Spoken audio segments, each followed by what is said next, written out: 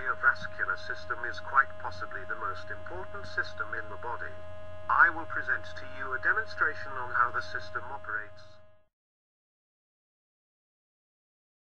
This animation will show how the heart works.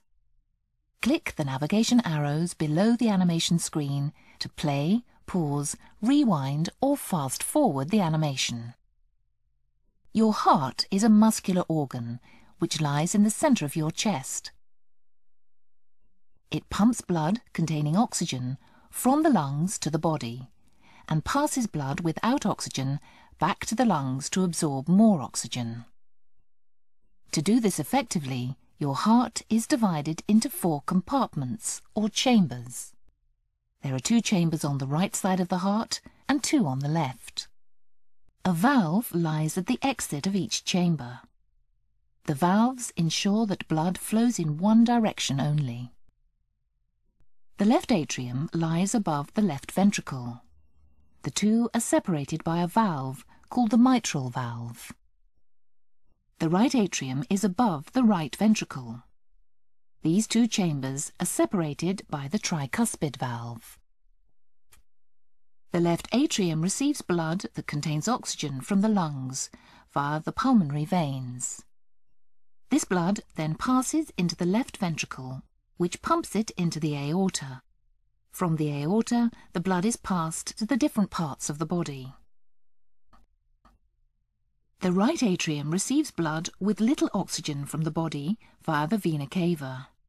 This blood passes into the right ventricle, which pumps it into the pulmonary artery and back to the lungs to have oxygen added to it. The valve at the exit of the left ventricle, the aortic valve, stops blood passing back into the ventricle. The pulmonary valve at the exit of the right ventricle also stops blood flowing backwards. This flow of blood doesn't happen automatically. It's driven by contractions of the heart muscle, which are triggered by electrical impulses. A pacemaker in the upper part of the right atrium, called the sinoatrial node, sends electrical impulses across the atria that cause them to contract.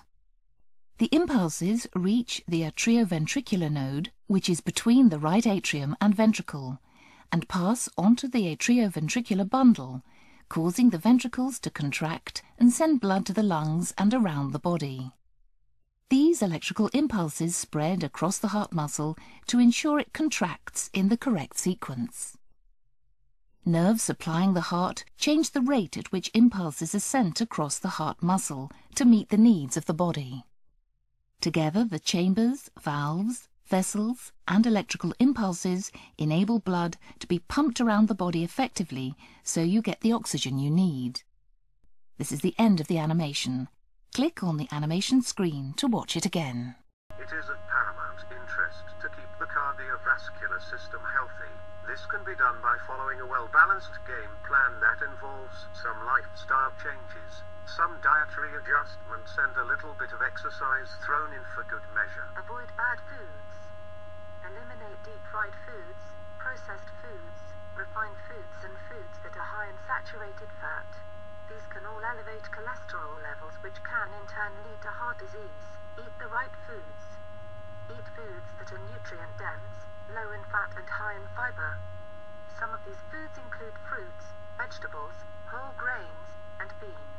Avoid smoking. Smoking deprives the body of valuable oxygen. It is also a stimulant and it causes blood pressure to rise. Get some exercise.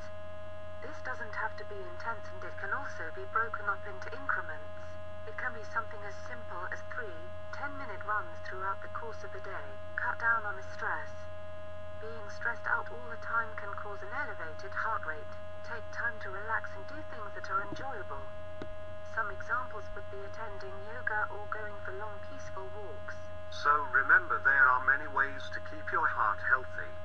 It can be as simple as eating right, avoiding harmful substances like drugs and alcohol, eliminating the stress in your life, and getting exercise. So follow these ways to ensure a healthy heart and a happy life.